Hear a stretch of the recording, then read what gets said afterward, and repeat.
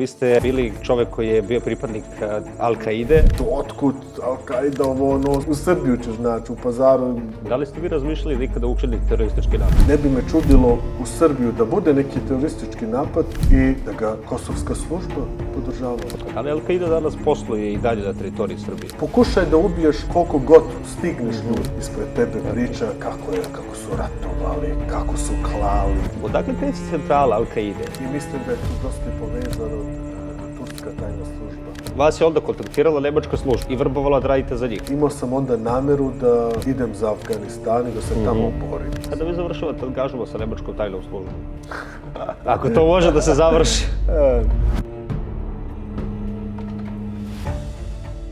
Dobar dan, poštovani gledalci, gledate Pepo podcast. Moj današnji gost je Irfan Peci, stručnjak za verski ekstremizam. Gospodine Peci, dobrodošli u Pepo podcast, hvala što gostite kod nas. Hvala na pozivu. Da spomenemo malo samo vašu biografiju, vi ste bili čovek koji je bio pripadnik Al-Kaide, danas ste upravo suprotno lovac na verski ekstremizam. Moram pre svega da krenemo od početka vaše životne priče. Sve se dešavalo polako, vi ste dečak iz Novog Pazara bili, otišli ste u Nemačku tada da igrate fudbal, tako? Između ostalog ste se i preselili i nekako, mogu da kažem da je neki prelomni trenutak možda vašeg života bio kada ste odbijeli da napredujete u nemačkom fudbalu zbog toga što niste Nemac. Da, to je bilo ono kad sam davao intervjue i napisao knjigu o mom životu i to, onda su mi neki novinari ovako pitali jel si se osetio kao Nemac, jel si imao neko iskustvo sa diskriminacijom, I onda sam razmišljao o tome i to je bio, ovako da kažem, jedan događaj, koliko sam imao, možda 11-12 godina, i ovako bio dobar fudbaler. I kad je bilo ovako neki izbor za reprezentaciju u Bavarskoj, i onda mi je rekao trener, ne dolazi u obzira da ti tu uopšte da se pokažeš, što ti nisi Nemac. I to mi je prvi put ovako u mom životu dao osjećaj da nisam Nemac, pošto imao sam 2 godine, 21. kad smo došli u Nemačku i nisam ja ni vidio neku veliku razliku sad između mene i sad neke druge dece i to. Znao sam ovako na papiru, muslimani smo, ali šta to znači? To jedino znači da ne jedemo svinjsko i to je to. Drugo, nije bilo nekakvi razlika.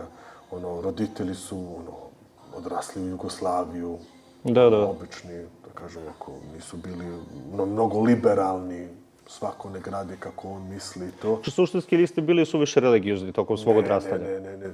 Nisam nikakav imao ni dodir, iskreno, sa islamom u Nemačkoj, pošto je bilo to jedno malo mesto gde sam odrastao. To je bilo možda 2 džamije, Arapi imali neku svoju džamiju, Turci. I to je to, nisam imao nikakav dodir. I onda prvi put kad sam bio u Srbiji, u takozvani Sandžak, Raška oblast, tu sam onda bio ovako u Pazaru i tu sam prvi put osetio džamija, ezan, čuješ, vidiš, 99% ljudi su muslimani, klanja se, poštuje se tu neka verska pravila i to je bilo prvi put da sam osetio, mi smo muslimani, to znači nešto. I onda su tu neki ljudi tu oko mene osetili da sam ovako zainteresovan za religiju, Boga, i onda, pošto svaki musliman, ko smatra to ozbiljno, ima dužnost da misionira, da pozove ljude u islam, u veru. I onda su oni to osetili i onda pitali, ćeš s nama u džamiju? Ja sam rekao, ne znam ni kako se klanja, nemam pojma. Naučit ćemo ti sve, nije nikakav problem, ti si isto musliman. I kad živiš u Nemačku, ne smiješ nikada zaboraviš odakle si, šta smo, počeli onda i u ratu i dosta nekih stvari što uopšte tada nije me ni zanimalo, niti sam imao neko znanje o tome. I onda sam ja prvi put onda bio u džamiju i naučio da klanjam i počeo da čitam. To je vaš ulazak u religioznost? Da, u religioznost. Pre toga je bilo, da kažem, osetio sam neku prazninu. Pošto Nemačka već tada počinje kršćanstvo, nije bitno, ljudi nisu levičari su glavni u svemu i u školu, uču nas, svašta, samo ništa o tradiciji, o veri, religioznost, to uopšte nije bilo bitno. I tu sam onda osetio neku prazninu, šta, kako, ko sam. Bila je to neka kriza, da kažemo, identitet, šta sam, odakle sam, gde idem, I tu su onda to, da kažem, iskoristili kad sam bio ovde. I tako je sve krenulo i onda to mi se svidelo iskreno na početku, što... Čekajte, kako dolazi lakše vaš prvi kontakt sa nekim ko vas regrutuje u cijelu organizaciju, u Al-Kaidu? Pa to je bilo dosta je, ljudi to ne veruju, ali to je dosta bilo, da kažem, slučajnost, Prvo, u Srbiju, još tada i danas, ali još tada, imalo je još dosta ljudi što su bili u Bosnu u ratu, što su ratovali, što su bili deo ti mudžahidini i to. I onda su se oni posle rata vratili u Srbiju, vratili u Novom Pazaru, Tutin, Sjenica i to. I onda su oni regrutovali i širili tu ideologiju radikalnog.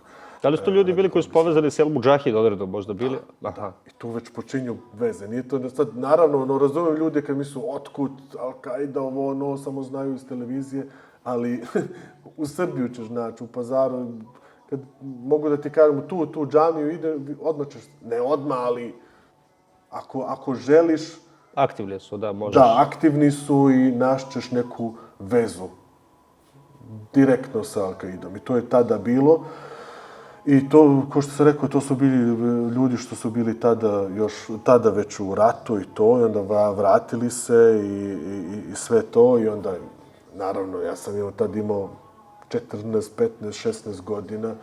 I to ima jak uticaj kad neko ispred tebe priča kako su ratovali, kako im Bog pomogao u džihadu protiv Srba, kako su klali, kako su se odbranili. Naravno, neće niko sad da kaže mi smo bili agresor i sve to, nego njihova priča, njihova propaganda je Srbi su nas napali, Srbi su napali muslimane u Bosnu i mi smo se samo odbranili i braća iz celog sveta, muslimani su došli da nam pomognu. I mi do tada nismo ni znali šta je islam, mi smo bili svi komunisti, Jugoslaviju to bilo zabranjeno i onda braća Arapi, Turci, došli su da nam pomognu, bili su spremni i oni da ginu za nas i naučili su nas pravog islama, fundamentalan, pravan islam, kako je po Kuranu i to, a do tada nismo to ni znali. I da, i tako je. Koliko je tu uopšte, evo kad ste ušli u tu organizaciju, verujem da oni najlakše se rekrutuju upravo mlade ljude, neke godine u kojima ste bili i vi, jer im je to upravo najlakše možda za manipulaciju. Koliko tu ima u principu mladih ljudi? Pa nije to samo da ima samo mladi ljudi, ali ko što kažete, to je najlakše. Lako je ubediti nekog, šta znam ja, kad si karizmatičan, kad imaš znanje, kad znaš kako ide manipulacija, mehanizam manipulacije, lako je nekog ubediti što ima 15, 14, 16 godina, što je u nekoj krizi, koji ne zna šta i kako, koji nešto traži, koji osjeća neku praznost i to. Lakše je to nego s nekim što ima 30 godina, što ima decu i iskustvo i sve to. Ali ima i dosta što su stari ljudi, 30, 40, 50 godina. Ali rekao bi ovako, 60-70% da su to više ljudi, da kažem, oko 20 do 30 godina. I kako je izgledalo taj trenutak kad ste vi ušli? Vi dobijate neka prva zaduženja, tu dobijate posle vašu neku poziciju? Da, na početku se samo radi o da kažemo, o religioznost. Znači, praktikovanje islama. Da, prvo nauči da klanjaš, poveži se sa Bogom, posti, klanjaj, čitaj Kur'an i sve to. Da imaš neki temelj, neki fundament. I onda tek kasnije počinju te druge priče gde onda jasno vidiš da je to ekstremizam. Politici, rat, geopolitika, onda oni to sve ti objašnjavaju kako oni to smatraju. Znači, svi nemuslimani su naši neprijatelji, uvek su vodili rat protiv nas, mi moramo da budemo spremni, Srebrenica, počnu onda celu tu tu priču i onda ti to preuzmeš i sve ti je to logično, da kažem ovako. I onda je bio prvi, da kažem ovako, problem kad sam se vratio u Nemačku, da sam rekao, ono, nemam nikoga u Nemačku, što isto tako razmišlja, ko isto tako veruje. I onda su me oni povezali sa drugim radikalnim muslimanima, najviše ovako sa Balkana, koji su živjeli blizu. Naprimjer, ja sam živio tada u jednom malo mesto u Bavarskoj, onda su rekli, dobro, tamo nema niko, ali idi u Minhen, u Nürnberg, u Stuttgart, Beč, tamo su naši ljudi, evo ti broj telefona, adresu, šta god da ti treba, otidi tamo, najavili smo ovo, ono. Znači imaju ono baš jaku, da kažem, mrežu. Ono, nije to samo onako, nego stvarno imaju i za bilo šta. Znači nije to samo sad ljudi kad da zamišljaju ono da se tu 24 sata samo priča o veri i Bogu i sve to, nego to je ceo život. Znači što god da ti treba, tada kad si mlad, na primjer, nemaš pare ili nemaš posao, tražiš stan, sve oni imaju. Znači nuditi, trebaš posao, imamo mi firme, zaposlit ćemo te. Od čega se oni finansiraju? To je neki kriminal, privreda? Pa, svačega nešto. Ima i kriminal, ali to je više ovako, šta znam ja, ono, da ima neke građevinske firme, da ne plaćaju porez, više tako neke prevare, nije to sad, šta znam ja, droga ili nešto, nego više te stvari. Ali i legalan biznis, ono, građevinske firme, šta znam ja, nekretnine, bilo šta, ono, svašta imaju. Imaju i oni pametni ljudi to, znaš, nije to, ljudi misle uvek da su to samo neki fanatični, bolesni ljudi, to jesu, ali to ne znači da nisu u nekim drugim stvarima uspešni i pametni i to. I naravno dobiju i financijsku podršku, ima, što znam ja, tada je bilo iz Saudijske Arabije. Sad je to slabo, što se Saudijska Arabija dosta okrenula, sad je više ovako Katar i te neke zemlje, Turska i to, ali tada je to bilo i ima dosta ti organizacija, NGO i to, islamske organizacije koje to financiraju, koju financiraju islamizaciju na Balkanu.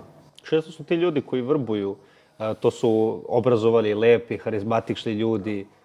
Da, i to je imalo dosta uticaj na mene, na primjer, kad imaš 14-15 godina, to su ljudi, na primjer, ovako fizički jaki, trenije, to je isto, na primjer, deo toga da se zajedno ide na treningu, neke njihove teretane, imali su i svoje teretane, fizički jaki, spremni, pametni, imaju između njih doktori, ljudi što su studirali, što su čitali i Bibliju i razumu se u filozofiju i u različitim... Intelektualci? Da, imaju i oni, imaju između njih, da kažem, intelektualci, karizmatični ljudi i koji se drugačije ponašaju nego običan narod. Ja kad sam ovako imao to tim godinama, posmatrao sam ljude oko mene i sve mi to bilo nekako, da kažem, ovako dosadno, svi su bili isti, sedu po ceo dan u kafiću. Vi ste htjeli avanturu? Da, znaš, onaj običan, onaj balkanski način života, samo se radi o parama, auto, garderoba, šta znam ja, zlato, satevi, materijalne žene, stvari. Samo materijalne stvari. To mi je bilo tako, dosadno, prazno, Vi ste tražili neku dubinu u životu? Da, neku dubinu imao, ili imao ovaj život neki smisao. Dublji smisao, neki veći smisao, nego samo idem, radim, šta znam ja, onda imam svoju familiju, decu, ženu i onda umrem i to je to. I ja sam tražio nešto dublje. A kako sam gledao ljude, obične ljude na Balkanu, a oni su se drugačije ponašali. To je mene isto povuklo, na primjer, nisu se rukovali sa ženama, nisu slušali muziku, nisu pili, nisu se drogirali. To mi se izgledalo kao da je to neki čisti način života, nešto to je dosta imalo uticaj na mene i to mi je bilo zanimljivo, što sam rekao, hoću drugčije da živim, ovo mi je glupo, ovo mi je bez veze. Lako ste se, znači, privikli na taj način života? Da, ja sam bio iz Nemačke, šta god što sam trebao, imali smo, nismo bili sad nešto bogati, ali ni siromašni, mene nije ništa bilo posebno šta znam, imati najnovi PlayStation ili mobilni ili to sve sam to imao. I onda kad dođeš u Srbiju vidiš ljudi, sve se radi oko toga. A to mene bilo dosadno što sam ja već sve imao u Nemačku i tražio nešto veće, nešto dublje. I to me dosta ovako povuklo i tako je to krenulo. I u kom trenutku vi postajete aktivan član? Kada li vas aktiviraju, dobijate prve zadatke, krećete da radite? Da, pa prve godine ništa nisam drugo radio osim, da kažem, da sam fokusirao na sam sebe, da prvo naučim. To ima dosta stvari što trebaš da znaš, da naučiš kako se klanja, šta znači islam, da pročitaš Kur'an, šta je Muhamed rekao, knjige, istorije i to. Znači, to prve 2 godine, mislim, ništa nisam radio osim da sam čitao knjige, slušao predavanje i to i na nemačkom, ali i na našem i to. I posle nekoliko vremena onda se osjećaš spreman i onda ti je dosta više teorije i to na čitanje, slušanje, nego onda hoćeš u praksu, dobro, znam sad da je džihad dužnost i da to treba svaki musliman i u svemu se razume, ali gde je sad praksa, sad da pređemo na praksu i to. I tu sam onda imao ako nameru nešto da radim. I to onda je, ako imaš tu nameru i ako tražiš, onda lako ćeš da nađeš. I onda sam počeo ovako da putujem, bio sam u Beču i Beč je bio mnogo bitan, pošto su tu dosta bili naši ovako iz Bosne i iz Srbije. Sa Balkana? Sa Balkana, da, i Makedonci, i Goranci, i čak i Albanci i to. Radikalni muslimani, takozvani vehabije, ako što se kaže. I tu sam bio i tu je onda ovako počelo da sam bio ovako, da sam onda upoznao ljude, što sam onda rekao, hoću nešto da radim i ozbiljan sam i mlad sam i spreman sam na sve. Da sam onda upoznao neke, ali to nisu bili onda naši, to su bili neki Arapi, što su onda bili dosta, lično povezani sa Al-Kaidom, da su rekli, gledaj, počni prvo sa propagandom. Znači, ti znaš bosanski, srpski, pomogni nam, imamo dosta tu propagandu, ali moramo to da prevedemo i taj medijski rat i medijski rat propagande, ko što su to tada smatrali, tu bi mogao da se uključiš i da pomogneš, da radiš nešto. I onda sam ja s tim počeo. I na kraju sam ja onda to sam i vodio, znači nemačku sekciju toga. Znači Al-Kaida imala za celu Evropu medijsku propagandu, francusku, englesku, onda nemačku. I to se vodi preko društvenih mreža, suštinski. Da, i to je tada... A šta je to? Čekajte, vi se javljate ljudima ili kako? Komentarišete ili kako ćete objave neke... Pa tada je to bilo više ovako preko stranice, tek je počelo ovako u vezi interneta, to je bilo 2008. godine, nije ko sada, naprimjer, tada nije bilo... Što je bio neki Facebook. Da, nije bio neki Instagram, jer to nego više, ko što kažem, Facebook, stranicu, ovako imaš svoj homepage. Vi tu kačete stvari o islamu. Da, YouTube, ne u islamu, isto je u islamu, ali onda već počinje Al-Kaida propaganda. Znači, neka izjava Bin Ladena od drugih ljudi ili neke snimke, akcije, snimke od terorističkih napada u Iraku, Afganistanu, gde se vidi kako, šta znam ja, kako ubijaju Amerikance, eksplozije, sve te stvari. I onda je to trebalo da se prevede i te stvari i to sam onda radio na nemačkom. I onda na kraju, posle nekoliko vremena, onaj što me upoznao s tim, jedan Mohamed Mahmud se zove, onda on je poginuo onda u Siriji, on je bio mnogo visok u hijerarhiji ISIL-a. I onda su Austrijanci njega hapsili. I onda je to trebalo da ide dalje. I onda ja pričao sa drugima, šta ćemo sad, uhapsili su, kako ćemo sad dalje. Pa pitanje ko će to da preuzme. I niko nije bio spreman i onda su rekao, okej, onda ću ja to dalje da vodim. I onda sam ja to dalje vodio i naravno s tim onda sam bio zanimljiv za dosta tajne službe za Amerikance i Engleze i Nemce i sve to i onda su oni počeli mene da pratu. A koja je bila, moram da vas pitam, najradikalnija poruka koju, ili misao koju su pokušali, na primjer, vama da usade iz Al-Kaide konkretno? Da pozivamo ljude ne da idu za Afganistan, da se tamo boru, imaju oni dovoljno borci dole i ne trebaju neke iz Nemačke i to što nikad u životu nisu pucali ili to, nego da od sami sebe vršu terorističke napade u Nemačku, u Austriju i to. Znači, ništa ne moraš da nam javiš, ne trebaš nikako zeleno svetlo, ništa, nego uzmi neki auto i... Zakucaj. Da, pokušaj da ubiješ koliko god stigneš ljudi. Ili uzmi nož, idi, ubijaj i to. Ko što sam rekao, ne treba ništa od nas, nego samo to radite i onda tvrdi to si uradio u naše ime i onda mi možemo to da slavimo kao uspešan napad Al-Kaide. To je, mislim, ovako bilo, da kažem, najgore i najopasnije. A moram da vas pitam, odakle kreće centrala Al-Kaide na svetskom nivou? Gde su ti ljudi koji delegiraju sve zadatke, sve kako će poslovati? Pa tada je bilo, glavni ljudi su bili, naravno, tamo u Vaziristanu. Znači, to je između Pakistan, Afganistan, na granici, tu su ti... Što nije smela ni afganska država, ni Pakistanci nisu smeli to da uđu i to je bila, da kažem, glavna centrala. Ali oni su imali svugdje svoje ljude. Oni su imali jednog glavnog, na primjer, na Sandžaku, jednog glavnog u Bosnu, jednog glavnog u Nemačkoj, I oni su to dalje vodili kako su oni znali i šta su im oni, naredili, da kažem. Da, i vi ste onda dobili tu neku svoju poziciju u tom trenutku u Al-Kaidi. I kako kreće situacija, postajete zanimljivi za bezbednosne službe u datom trenutku, oni su vas verovatno već legendirali kao nekoga koji je pristalica te organizacije. Kada shvatate da vas prate i da ste im upali u oko?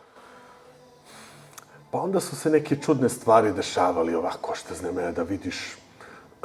Naravno, malo postaješ onda paranoidan, što nisam bio glup. Bio sam svestan šta sad radim i da je to već nešto ozbiljno. Drugo je sad, kad si ovako radikalan musliman, ali ne radiš ništa. Onda nikome ni nešto ne smetaš ili to, koga to zanima, šta ti veruješ, šta ti misliš, to nikog ne zanima, to državu isto ne zanima. Ali kad dođeš u tu poziciju i to, i onda mi to bilo ovako, osetio sam, to je neki osjećaj, osjetiš, sad je već krenula neka ozbiljna priča. I što onda vidiš, na primjer, ispred vrata vidim uvek neki isti auto, sličan auto, neki ljudi, čudni, vidiš iskustva da izgleda kao policajci, kao neki, šta znam ja, ljudi iz tajne službe, kako zamišljaš da izgledaju i to, šta znam ja, primetiš, onda neko te slika krijući i sve to. I naravno, i baš kad sam putovao, tu sam najviše osjetio. Naprimjer, sjećam se kad sam išao jedanput za Frankfurt i tamo da se vidim s nekim isto što je bio povezan sa Al-Kaidom, tu sam baš osjetio da me pratu. Ljudi što vidiš da su policajci i to, da te pratu.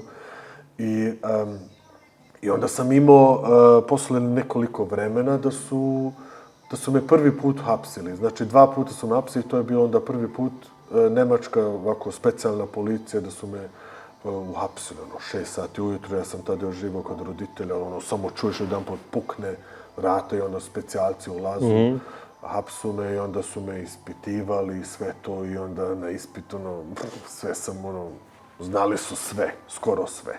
Znači, vi ste njima već bili zapravo na meti već dugo vremena. Da, i onda kad Koliko je prošao proces vremenski, znači od trenutka kad ste vi možda shvatili da vas prvi put uspošli, da vas prate do vašeg prvog hapšenja? Pa ja sam sad, da kažem, počeo sa 14-15 godina sam ušao to. I onda kad sam počeo sa tom propagandom i to imao sam ovako 17 godina.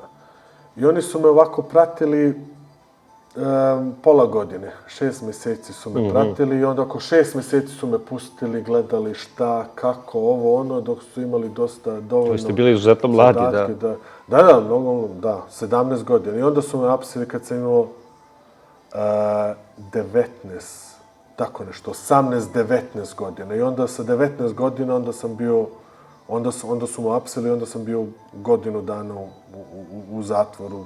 Šta vam je bilo, zašto su vas sudili? Pa, onda su me apsili zbog podržavanje terorističke organizacije Al-Kaide, član terorističke organizacije Al-Kaide, još tu neke sitnice, neke stvari što su saznali kad su me pola godine hapsili, ali to su bili ti glavni stvari, da. Član i podržavanje i članstvo terorističke organizacije. Kakav je odnos Al-Kaide prema, evo konkretno sad u vašem slučaju dok ste bili u zatvoru? Da li su vam oni slali poklone, novac, donosili vam nešto, kontaktirali? Ništa od toga. Što ti kad si u zatvor, zbog takve stvari, onda zna se sve se prati, ko dolazi. Sve se prati, ko zove, ko pita, ko dolazi. Ja sam bio u totalnoj izolaciji. Znači, ja sam bio u zatvoru. U jednom zatvoru u zatvoru. Znači, bio sam skoro 24 sata, skoro uvijek 24 sata sam. Zabranjeno mi je bio bilo koji kontakt sa drugim ljudima. Samo sam vidio advokata i ovako kad su mi došli roditelji svaki 2. Šta su vam rekli roditelji? Kad su shvatili da ste deo Al-Kaide? Evo, vidiš, baš to se desilo što smo ti rekli. Jesu oni znali da ste vi aktivist u Al-Kaide? Pa ne, nisu to znali, ali nisu naravno kao roditelji, vidu šta se radi, nisu ni oni glupi, znaju šta je ekstremizam, vidu neke stvari, primećuju. Ja nisam ni to nešto sad ni krio, kad smo pričali o nekim stvarima, ja sam otvoreno pričao šta mislim, kako verujem, i oni su videli naravno da je to, da sam radikalan, da sam ekstremizam, da sam i spreman za nasilje i za svakakve stvari i zato su se onda i brinuli kako će to dalje da ide. Nisu sad tačno znali šta i kako, ali pomislili su da će tako na kraju da završi. A vi dakle iz zatvora onda, pretpostavljam, izlazite još radikalniji? Verujem još čvršći u svojim ubeđenjima ili ne? Ne, u zatvoru onda se počinje promjena. Pre toga je to bilo, da kažem, život ko u nekoj sekti. Ti prekineš svaki kontakt sa starom društvom. Nemaš nikog više oko tebe ko ne veruje ko ti. Nego ti budeš samo sa svojim ljudima koji isto tako... U zatvorenoj komuni, bukvalno. Da, totalna ovako izolacija, taj život ko u nekoj sekti. I to je onda, kad sam bio onda u zatvor, to je bilo onda prvi put posle 2-3 godine, gdje sam bio ovako, da kažem, sam i mogao sam sam da razmišljam iskreno o svemu. Šta sam radio prošlih godina, gde me dovodilo to što sam radio, ili je to što Bog želi, šta sam radio svojim roditeljima, to su bili isto traume. Ja sam tada još bio živo kod roditelja i onda oni ustali ovako ujutro da idu da rade, jedanput upadne specijalna policija, to su bile šok za njih, traume, oni nisu znali šta se dešava. Svako oni su me naravno presluškivali, i ne samo mene, nego i oca, i majku, i sestru, i svija. I svako ko je zvao te brojeve je dobio pismo da su presluškivani zbog, istraga, zbog terorizam, onda ljudi naravno ne javljaju se, misle šta se tu dešava i to, kakvi su to ljudi. I tu je počela neka promjena što sam onda dobio prve ovako sumnje, je li to stvarno tako? I tu sam onda imao dovoljno vremena da razmišljam o svemu i onda sam i počeo da čitam knjige i da dobijem neku drugu, drugu perspektivu za neke stvari. Shvatili vi tad čega ste deo? Pa shvatio sam ozbiljnost, naravno, ko što ste rekli, bio sam mnogo mlad, 16, 17 godina, Da. u tim godinama ne razmišljaš baš, ili ne shvatiš, Kakav je svijet uopšte? da, i šta to sve znači šta radiš, i šta, gde to vodi, i šta može sve da bude, i da se radi ovdje o životu i smrtu, i to mi tek kasnije sam bio svestan šta to znači, na primjer, kad su neki drugari tadašnji išli u džihad, išli u Siriju i poginuli tamo, mnogo mladi sa 18, 19, 20 godina, kad sam vidio šta to radi sa njihovom, sa familijom, koliko je to njih uništilo i psihički i sve to, onda sam tek, pokušao polako onda sam tek shvatio šta znači i kakva je to opasna igra. A da li ste vi razmišljali da ikada učinite teroristički napad? Ovako razmišljao da, ali nikad nisam sad imao, da kažem ovako, nameru da sad nešto uradim. Imao sam onda nameru da idem za Afganistan i da se tamo borim.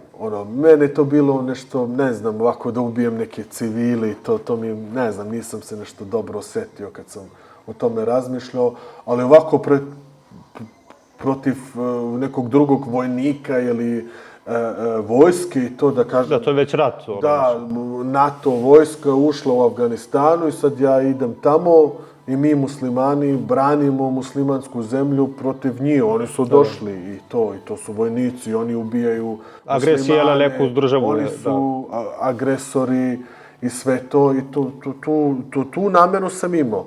A hvala Bogu da su, pre toga su me uhapsili, što se onda, pošto su me pratili, vidjeli šta planiram, o čemu pričam, šta hoću da radim, onda su oni vidjeli, on se spremi da ide i zato su me onda i pre toga uhapsili. Inače bi ja išao i da bi išao ne bi preživio. Što ja sam to planirao mi smo bili ukupno oko 15 ljudi, mladi ljudi iz cijele Nemačke, iz Frankfurta, Berlina i sve to, što smo imali taj plan zajedno da idemo. I svi što su otišli, nijedan od njih nije preživio. Svi su... Koliko je mladih ljudi otišlo, na primjer, prema vašim nekim podacima iz Raške oblasti ili konkretno iz Srbije, Bosne i Hercegovine? Pa različito, na primjer, dosta ljudi su išli sa Kosova. Da. To je poznato. A iz Pazara. Iz Pazara, konkretno? Pa, ne znam, mislim, oko 300, 400, 500 ljudi, tako nešto. Ne verujem ni da se tačno zna što znači koliko ljudi iz Pazara, što znam ja, ide u Beču ili u Nemačku i onda iz Nemačke ide to. Ali direktno ovako iz Srbije, pa mislim ovako oko 300, 400 ljudi, možda i više. Što su išli sa Siriju, a pre toga za Afganistan i to je bilo malo je teže. Teže je bilo da dođeš do tamo, zbog granice, moraš preko Irana, bilo je dosta komplikovano. A za Siriju, čak i u Nemačku jedno vreme, niko to nije sprečio. Nemci su znali da idu za Siriju, ali oni su, dobro, ne znam sad možda se kada podržavali, ali da, na neki način podržavali. Znamo kako je bila tad zapadna politika, Asad najgori i onda su oni to puštali. Znali su tačno, ja sam pričao sa ljudima iz službe, iz policije, vi znate kako je bilo u naše vreme, pošto sam ja onda kasnije radio za nemačku tajnu službu i 90% naš rad je bio da sprečimo da ljudi iz Nemačke idu tamo u džihad. Jasno. A onda se menjala totalno politika i onda sve su znali i rekli ajde pustimo. A čekajte, evo vi izlazite onda iz zatvora nakon tog prvog hapšenja i kako izgleda vaš sljedeći kontakt s organizacijom? Vi ste tu malo u zatvoru razmislili o svom životu, o svemu što ste radili, počeli ste polako možda da imate neko zrno sumnje u cijelu organizaciju i šta se onda dešava?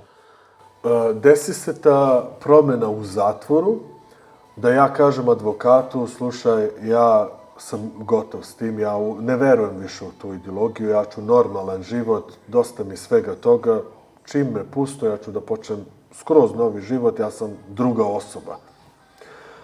I onda on to javi, i onda pustu me posle godinu dana. Ne zbog toga, nego pustu me onda posle... Da, istekla kazna, gotovo, izolacije, ćao, ne da. mogu da te držu 3 godine ili to u izolaciju. Posle godinu dana, istekne rok, pustu me i onda nemačka tajna služba me kontaktira i kaže tako i tako, vidimo... A čekajte, konkretno Al-Qaida, kada ste izašli iz zatvora, su pokušali oni da vas kontaktiraju? Ne, nisu prvo, pošto niko nije ni znao da su me pustili. Ja sam bio pušten i to tada i nije to bilo tako lako biti u kontaktu kod danas. Tada, ne znam, ili uopšte bilo tog WhatsAppa i neke stvari, bilo neki drugi soft. Ali tada, na primjer, ja uhapšen, oni to saznaju, odmah menjaju broj, email adresu, strahu što vidu, znaju sve, znaju našu komunikaciju i sve promenu, broj, nije to bilo tako lako onda stupiti u kontaktu i gotovo. I što ti, s nekim ljudima, ja samo imam taj broj, ja ni ne znam tačno kako se zove, gde živi, ne znam ništa osim taj broj i to je to. I vas je onda kontaktirala nemačka služba i vrbovala da radite za njih. Da. Nisu vršili ovako pritisak na mene, moraš nego vidjeli su da je tu stvarno bila neka promjena. Već su bili u zatvoru, došli i tu smo samo pričali. Samo su htjeli ovako, šta, kako, šta planiraš, da vidu je li to iskreno ili to samo sam počeo sad da pričam da me pustu. I izgleda da su došli do toga, da mi veruju i da su oni stvarno vidjeli neku promjenu. I onda su mi nudili da ja za njih radim i ja sam razmišljao o tome i ovako smatrao sam se, da kažem ovako, odgovoran, pošto sam ja bio deo toga, podržavao to. I naravno su to bili neke priče ovako u smislu da kažu bit će to zanimljivo, ti si mlad, šta će ti sad neki dosadan život, šta, nisi nikakvu školu završio, daću me ti dovoljno novac, šta god trebaš i radiš nešto mnogo dobro. Mi ćemo da sprečimo kroz tvoju pomoć. Da mnogo mladih pogine tamo, da. Da, terorističke napade i bit ćeš heroj, ti si Nemac, država, zemlja, mi smo vam dosta radili za tebe i tvoje roditelje kad ste tad bežali iz Jugoslavije, sad je vreme da ti nešto vratiš i to. Ja sam verovao u to. Ja sam znao da je to realno tako i šta se sve planira i koliko su bolesni ti ljudi i da su i spremni na sve i smatrao sam to kao moju, da kažem ovako, dužnost. Znaš, to je sad opet identitet, šta sam. I, nisam rođen u Nemačku, ali, tada i slabo sam... Ali mentalitetski ste prosto Nemac. Prosto sam Nemac, slabo sam i pričao srpski, mislim i sada slabo pričam srpski, ali moj identitet bio, poreklom, da, Srbija, ali šta imam sa Srbijom? Skoro ništa i Nemac sam i državljanin i sve i da je to moja dužnost. I nisam to radio zbog pare ili te stvari, nego stvarno što sam verovao to da je to potrebno. I šta postaje vaš prvi posao u nemačkoj službi? Pa, prvi posao je, kažu, idi u Berlin. Pošto ti znaš u Berlin, ti si dobro povezani svugdje u Beču i to, ali Beč to je Austrija, tu ne smemo mi ništa, nego budemo u Nemačku i u Berlinu su najopasniji ljudi i najviše ima i vrati se, glumi dalje radikalnog muslimana, ne moraš ni da glumiš, pošto si bio pre toga, znači znaš sve, kako, šta, samo, budi onaj stari Irfan, radikalan i to je to. I onda sam ja išao u Berlin, uzeo stan, i bio onda opet između njih. I baš zbog toga što sam bio godinu dana u zatvor, niko nije sumnjao u mene, što da bi bio agent ili radio za policiju službu, on ne bi bio u zatvoru. I zato imali su poverenje u mene i onda sam dosta stvari saznao. I onda smo se bavili s tim, na primjer, da su oni skupljali pare i slali Al-Qaidi i onda smo otkrili kako to, ko skuplja pare, otkud te pare, gde to ide. To je sve išlo preko Turske, ko su ti ljudi u Tursku što to radu, gdje onda... Ceo lanac. Da, ceo lanac gdje ide te pare preko Western Union, ali i drugi neki... Ste vi shvatili u tom trenutku koliko vi rizikujete? Da su oni to shvatili, bukvalno bi vas ubili, verovatno. Pa da, ali bio sam spreman da dam svoj život i da rizikujem svoj život za laž, što ne bi sad bio spreman za neku dobru stvar u koju verujem da rizikujem. I tada isto, bio sam mlad, tek sam izašao iz zatvora, 20 godina. Šta sam imao da izgubim? Niti sam imao pare, ni posao, ni ženu, ni decu, ni ništa. Baš ništa nisam imao. I onda si se šta ima da izgubim? A stičem utisak iz vaše priče da je nekako možda Turska najuticajnija za njihovo delovanje, da kažu kao proksi. Jeste. I mislim da je tu dosta povezano od turska tajna služba. I o tome se nigde, ni u Nemačku, slabo se priča o tome. A uvijek sam imao neki dodir, sad ne direktno, ali uvijek i u našem radu je ponekad nešto bilo, pa pobegnu u Tursku, pa Turci ga kriju. Nikomu ne može ništa. I onda nešto prekine se ta priča. I kad sam radio za nemačku tajnu službu, naravno, nisu ni oni mene sve ispričali šta, kako, nego samo nemoj dalje o tome, ne diraj ga, to je sad neka veća priča, to će Amerikanci, to je to, tu mi ne mešamo se dalje, to je onda stvar Amerikanci ili Izraelci kad su bili neki Palestinci i to onda je to bilo isto, da kažem ovako, da su oni to predali Izraelcima i gotova priča. A ste imali vi, dok ste bili u Al-Kaidi, kontakt sa nekom službom, koja je bila, da kažem, prijateljska prema Al-Kaidi? Ne. Nesvestan. Može da bude. Gle, neke stvari nikad nisam saznao. A šta su vam onako nerazotkrivene stvari? Pa, neke ljude što sam iz Al-Kaide, što sam onda radio s njima, gdje dan danas ne znam jer su stvarno bili iz Al-Kaide ili iz neke službe. Što onda su dosta stvari otkrili. Naprimjer, otkrilo se da imali smo jednog lika što nas podržavao i financijski, i te server i to preko interneta, sve nam on to sredio i na kraju se otkrilo da je on bio od FBI-a, undercover FBI. Da. Znači, oni su bili umešani. Onda kad sam dobio sve podatke, kad si optužen u Nemačku, imaš pravo da, kako se kaže, da vidiš šta kako se kaže, da ti daju sve dokumente. I onda kad sam ja počeo da čitam, a to su bile ovako 18 ovaki veliki, kako se kaže... Fascikli. To. I onda kad sam ja počeo da čitam i vidim, ovaj radi za FBI, onda BND umešan, ono... Sve vrvi od službi. Da, i onda i neki ljudi su uopšte ne pojavaju u priču. Naprimjer, sad, bilo jedan razgovor u auto. I onda oni su imali neki mikrofon, su nam postavili i presluškivali šta smo pričali o autu. I onda piše tu A je Irfan Peci, B je Ahmed i C nepoznati, ne znamo. I onda protokol. Sve se čita, sve oni, ceo protokol šta se priča, a za C ništa. Ni ime, ni ništa.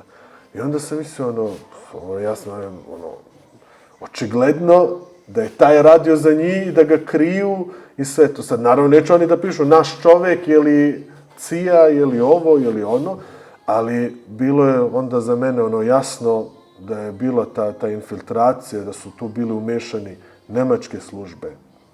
100% znam američka služba FBI, nemački BND i još neki drugi sad, Bog zna, možda, šta znam, može svašta bude. Izraelci, Francuzi, Englezi. A kako se vama, i arapske službe što su jake, to isto se...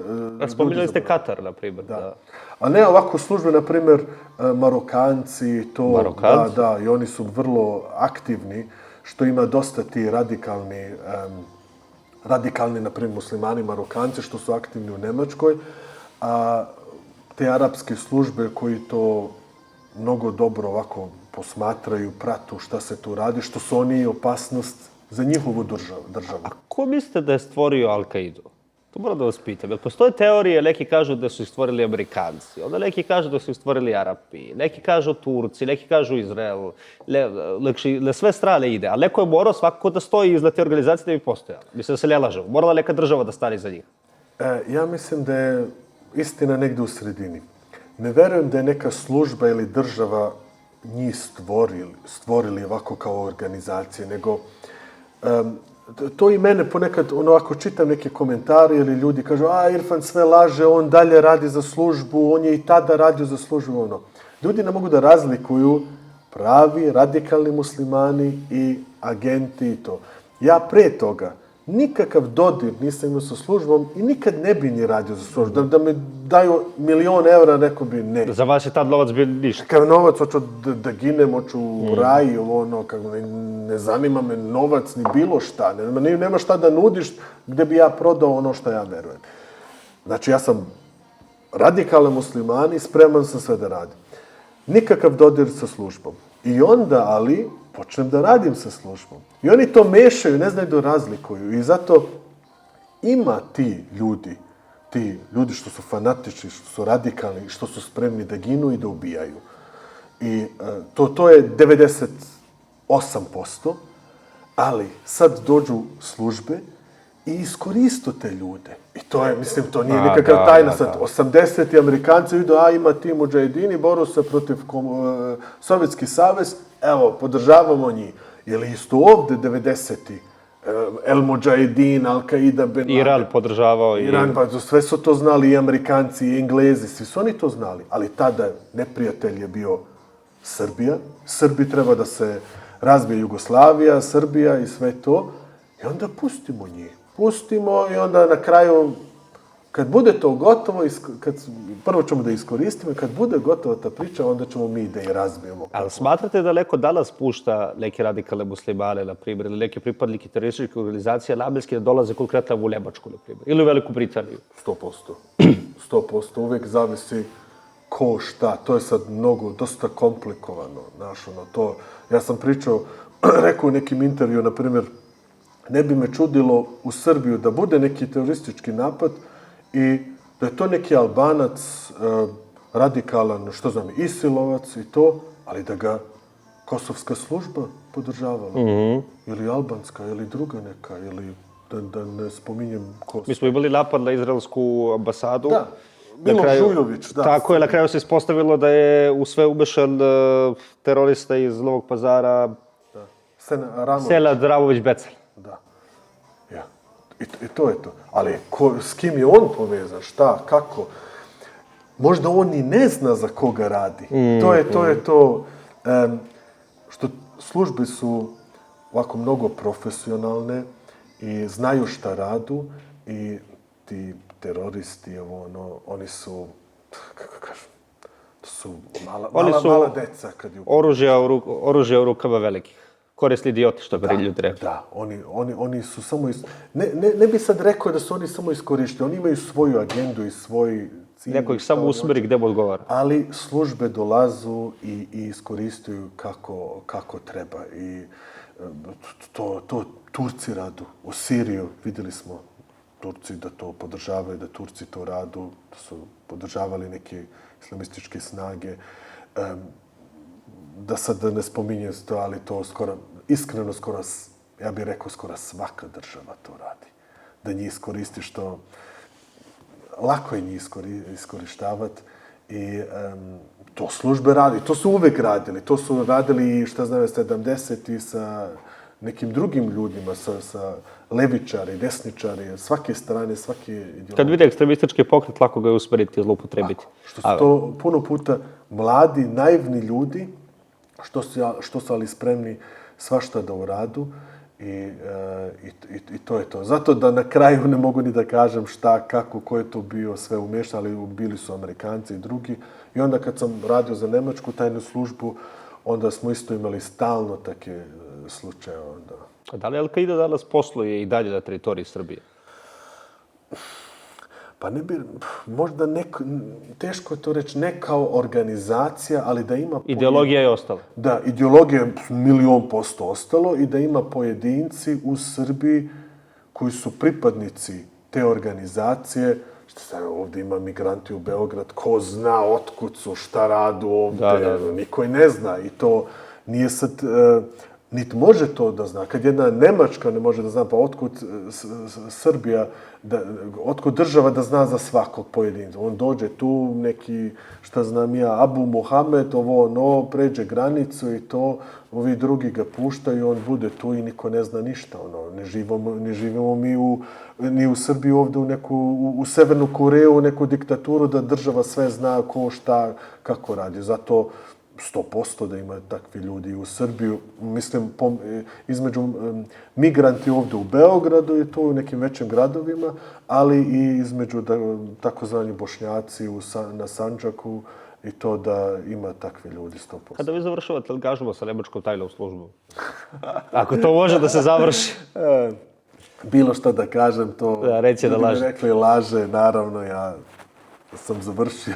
Sve okej, ja prihvatam zvaničnu verziju. Nemam nikakav kontakt više s njima, ali naravno, ko to veruje. Ko to veruje.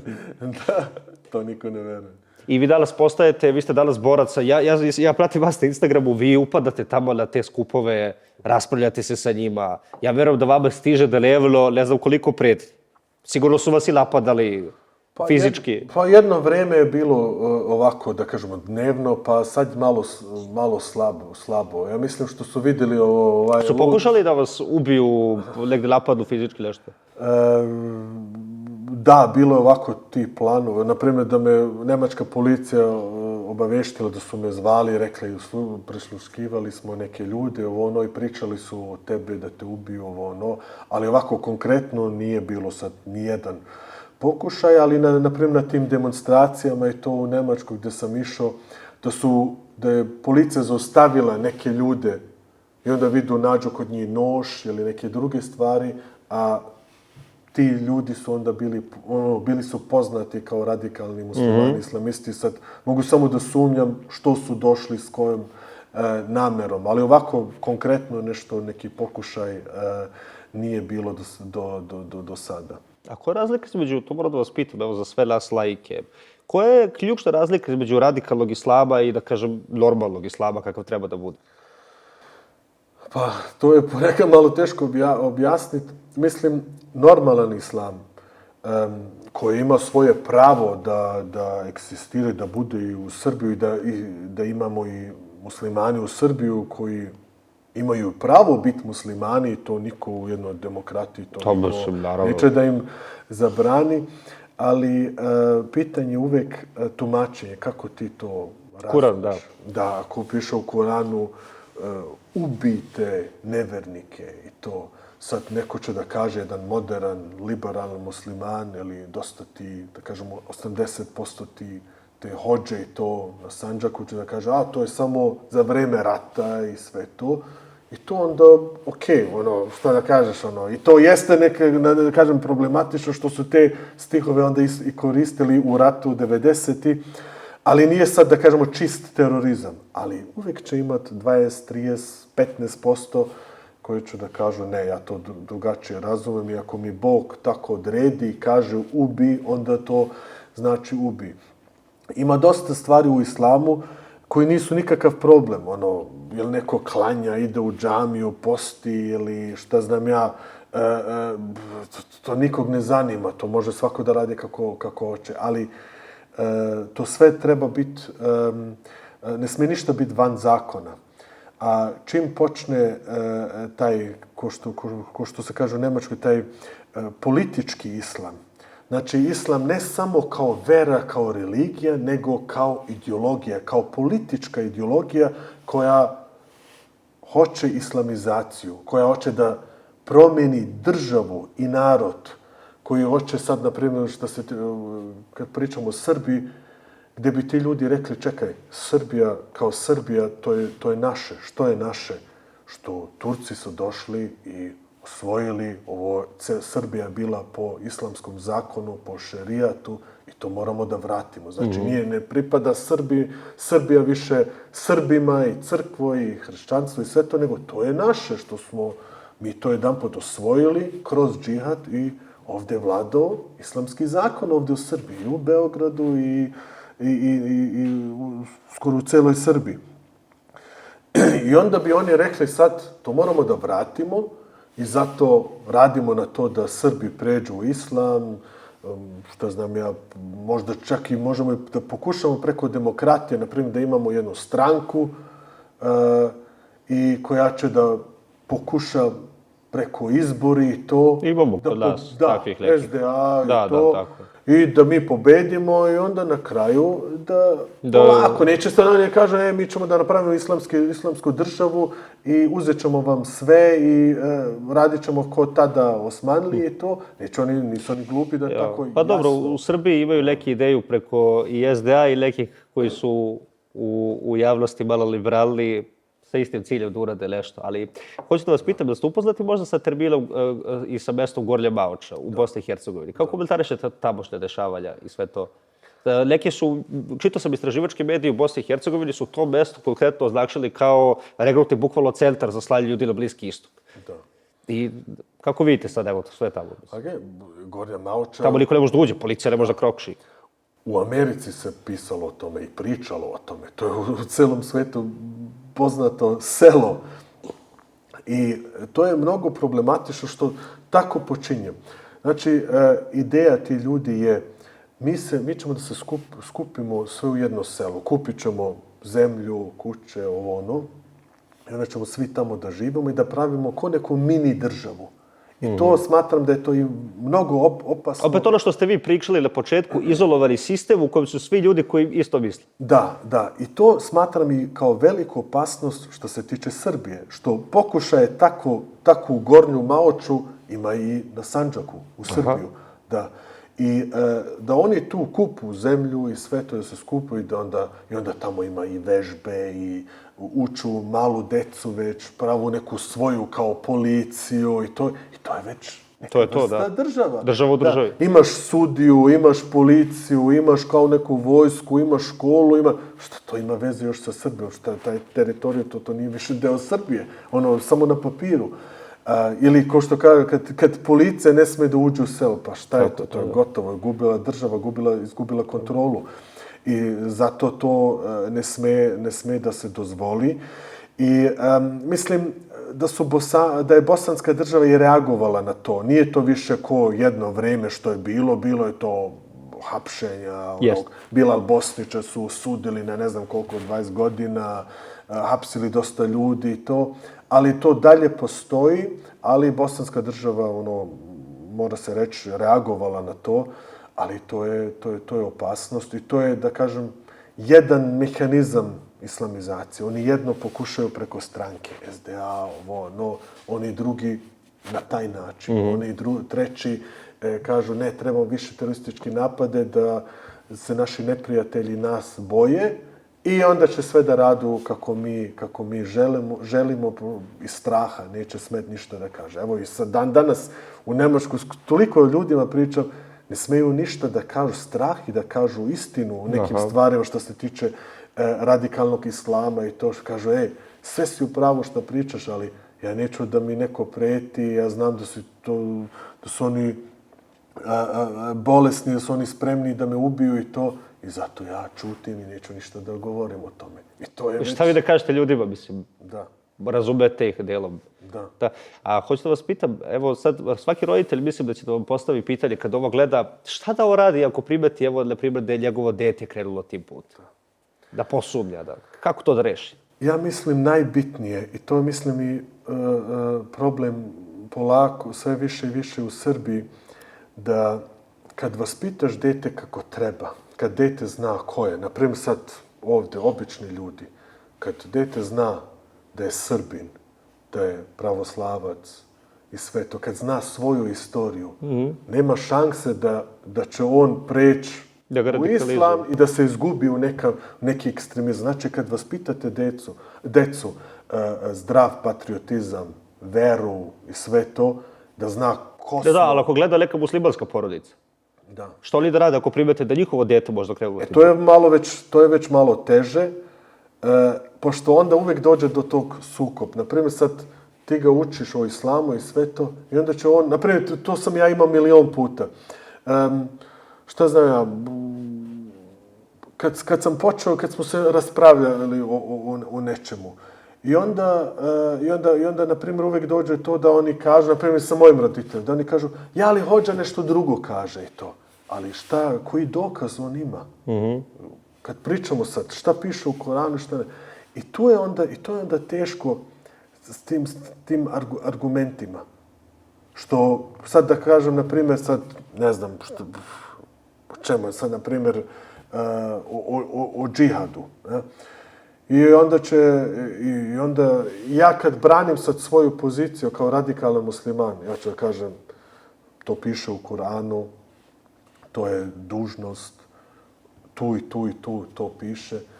I teško je sad naći argumente protiv toga. Sad će neki hođa da kaže, pa nije to za naše vreme, mi živimo ovdje. Ali to je onda na kraju sve pitanje, tumačenje, kako to razumeš. I zato je to, ne znam, iskreno da kažem, to je malo teško ovako. Sad ima dosta ovako, da kažem, liberalni muslimani što kažu, ne, mi se držimo islama, ali mi imamo neku našu vrstu balkanskog, modernog, evropskog islama i ne mrzimo nikog, niti želimo islamsku državu, poštujemo demokratiju i zakon i to, toga ima, ali ti radikalni, te radikalne pokrete, mislim da je to očigledno da to sve više i više raste i sve više i više ljudi povlači. A kako, na primjer, evo da bismo shvatili možda taj mentalitet, kako član Al-Kaide, na primjer, vidi mene kao pravoslavca? Sam ja njegov protivnik odmah po automatizmu? Jel može on samo da bude prijatelj uopšte? Ne, ovako zabranjeno imati prijatelja koji nije musliman. Ne, sad ovdje ima različite kategorije. Naprimjer, sad neki Izraelac, Jevrej, to su za njih ovako najgori. Srbi, to je malo više komplikovano, što na jednu stranu zbog rata 90-ih, to su Srbi uvijek bili u islamističku propagandu jedni od najgorih naroda iz perspektive muslimana, zbog Srebrenice, zbog te stvari. Sad i naravno, na primjer, zbog mnogo dobar odnos koji ima Srbija i Republika Srpska sa Izraelom. To je isto razlog za jednog radikalnog muslimana da mrzi sve Srbe i čak da možda i razmišljaju, da kažu, oni podržavaju Izrael u ratu protiv naše braće u Palestini. Treba neku osvetu, trebamo da osetu oni da ne mogu oni tako lako da podržavaju Židove u njihov rat protiv nas. Uvijek zavisi koji stav imaš, šta radiš i to. Kad nešto kažeš protiv radikalnog islama i to, on je to već nešto drugo kao neki običan čovjek što ništa što nema nikakav stav o tome i to. Znači, tu ima različite kategorije šta i kako. Da. A recite mi, evo, sad za kraj, koja je vaša, na primjer, poruka svakom religijoznom, onda mladom čovjeku? Koji traži još uvijek možda sebe, koji hoće se posveti religiju? Koja religija? Evo konkretno muslimani. Pa, evo ja iskreno kažem, ja sam rođen kao musliman, ja nisam više musliman, napustio sam ne samo radikalnog islama, nego i islam kao veru sam napustio, ne smatram sebe više muslimana, smatram sebe Srbina, pošto ja sam rođen u Srbiju i sve. Mislim, baš, i to je, imam dosta raspravke, na primjer, sa muslimanima, Albancima i Bošnjacima. I oni mene, na primjer, ponekad napadaju i kažu, izdajnik, ovo, ono. I onda ja kažem, čekaj, kako si ti postao musliman? Što si ti musliman? Ajde da gledamo istoriju Balkana, kako je šta počelo. Ko su naši, šta ti je bio dedo i sve to. I kad se vratiš, doćeš do toga.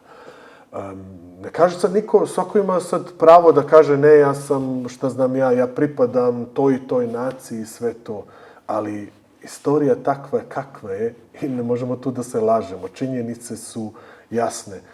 I mene uvek najdraže kad pričam sa muslimanima koji shvatu to kojem narodu pripadaju i šta su u stvari i da je islam vera Turaka, da je to bilo vera ti ljudi što su došli kao agresor ovde i koji su dosta zlo ovom narodu učinili i da to nema smisla, da je deo tvog identiteta da si musliman. I mene, na primjer, sad, kad vidim, na primjer, sad utakmice, kad igra Crvena zvezda u Pazaru i sve to, kad ti ljudi, na primjer, u Pazaru, kad kaču turske zastave, kad govore da je ovo Turska, da je ovo ono, mislim sebe, ko je izdajnik? Ko je šta? To meni nije jasno. Mi smo imali situaciju da smo, evo konkretno, na jednoj televiziji se pevala pesma o Turcima.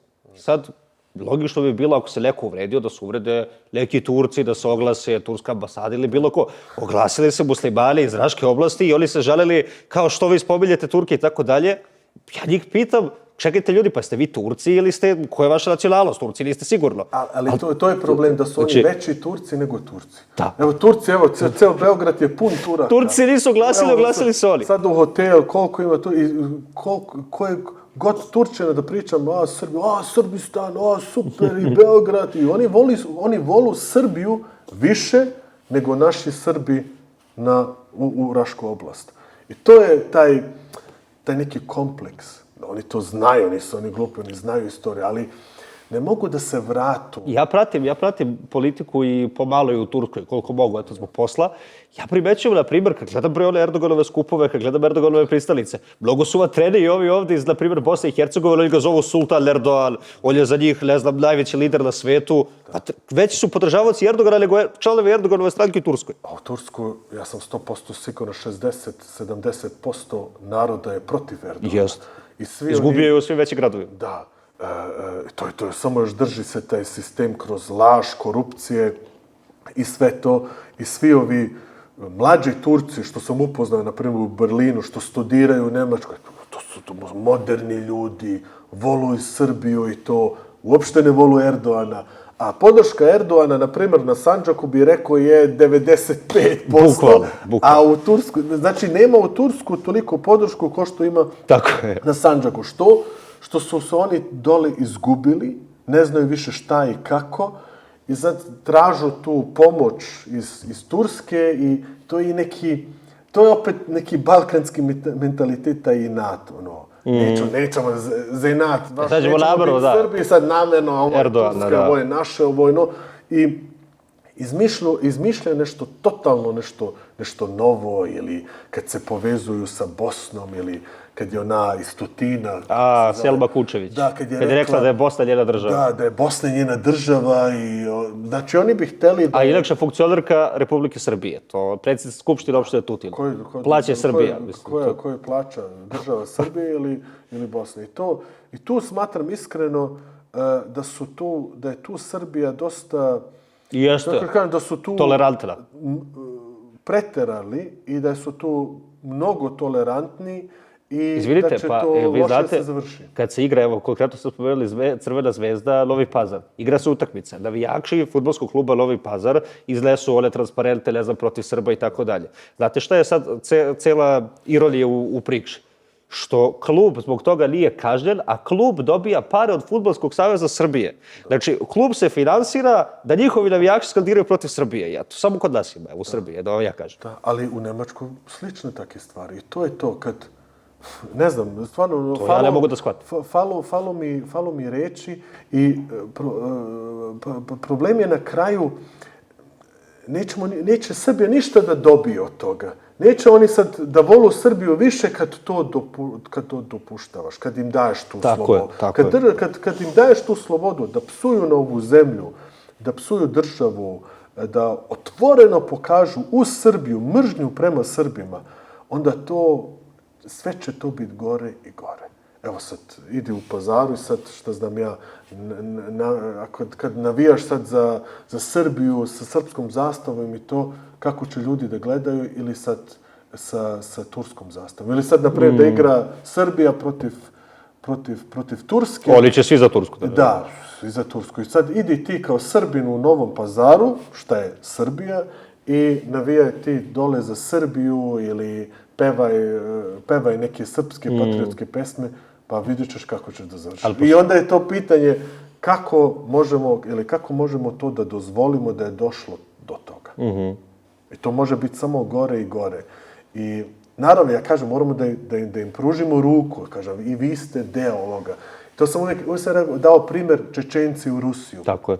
Oni su Imali su krvavi rat, imali su... Milion puta gori rat, prvi čečenski rat, drugi čečenski rat. To je tako krvavo bilo. Da, a ja imam dobre veze sa Čečencima i to, i uvijek mi je, ovako me čudi i ono, to je, mislim, jedan što bi mogli da funkcioniše, ali na kraju, ne znam, skeptičan sam. A ja mislim da nas ovdje, konkretno na Balkanu, stranci mnogo ruše. Mislim da strancima ne odgovara da se Srbi, muslimani i Hrvati i pojedini krugovi iz Crne Gore da se pomire, da budu jedinstveni. To jeste, ali iskreno i ovako kad pričaš s narodom... Jer evo, ko finansira SDA u Novom Pazaru? Finansiraju neki stranci. Ko finansira mnogi druge koji postiču? Pa evo, SDA je generator, ja mislim, te nesloge između Srba i Bošnjaka, konkretno. Pa da. Pa on je živ od toga. Tako je, on živi od toga, Ugljanin živi od toga. Bez toga kakav smisao oni imaju. Tako je. Nemaju, oni žive od toga i zato oni to stalno pale, ali naravno imaju tu neke i države, i možda... Pa je logo ide Lerdogolove skupove Ugljanin. I službe i svakakvi ljudi, ali da, to je baš teško pitanje. I mislim da su dosta ljudi ovdje i u Srbiji još naivni, da nikad nisu otišli dole i da uopšte nemaju pojma kakva je realna situacija dole. Da, tako je. Hvala vam mnogo, gospodine Peci.